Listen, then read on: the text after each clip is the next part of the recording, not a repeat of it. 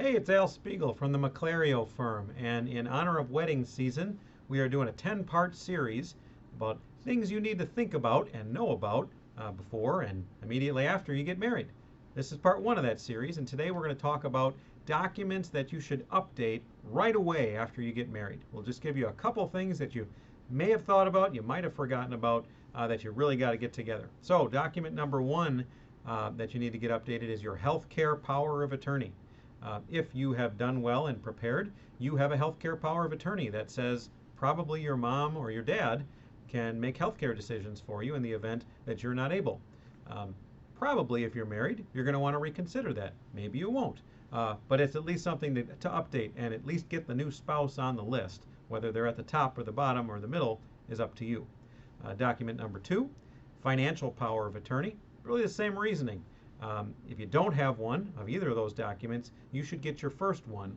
But the point is, you want to make sure your spouse can help you out and make those decisions that will now directly affect them in the event you become incapacitated.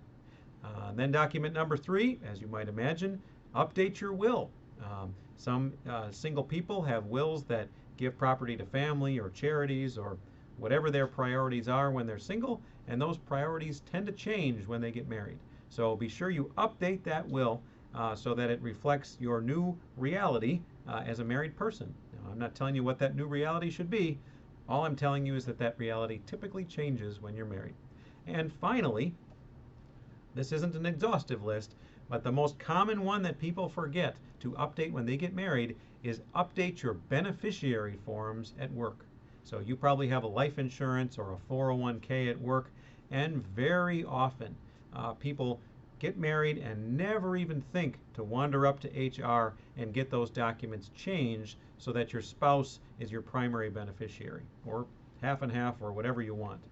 Make sure you have a conversation with HR at work and any financial advisors so that those documents are up to date and consistent with your wishes now that you're a married person. So if you have more questions, please reach out, McLario.com, that's MCLARIO.com, or call us at 262-251-4210.